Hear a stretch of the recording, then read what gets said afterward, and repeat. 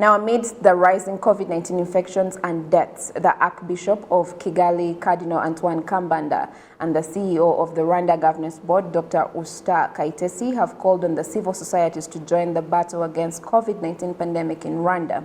Ghislaine Muganeza with the details.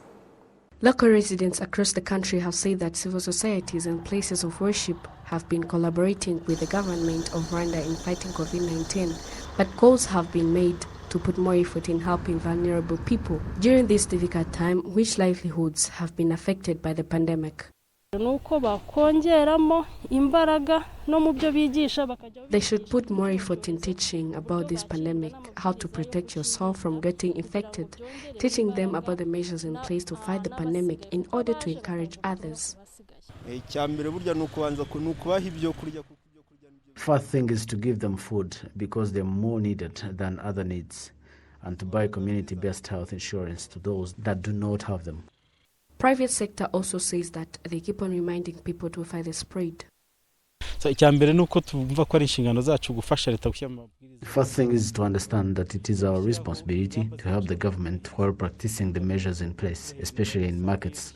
We respect the percentage required, where to stand, where to wash hands from, which would help in fighting this pandemic, starting from the business owners. We inform them that COVID-19 has got negative effects, but when it reaches to the economy, it gets worse.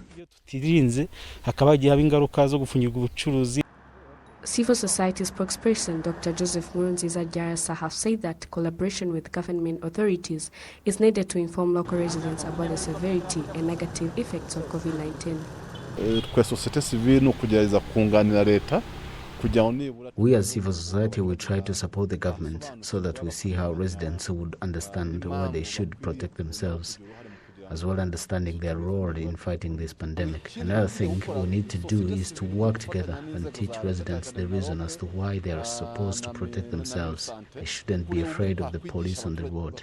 They should be afraid of COVID-19. They should also know that this pandemic can negatively affect the country's economy, and that if there is a problem in health services, even security services will be affected. Rwanda Governance Board CEO Dr. Usta and Archbishop of Kigali Cardinal Kambanda have called on the civil societies to join the battle against COVID-19 pandemic in Rwanda. That role was recognized in the beginning, but improvement is needed today. The first thing we request civil society and places of worship is to approach Rwandans they work for or work with so that they won't lack anything. Second thing is to give them hope so that they may not be consumed by sickness.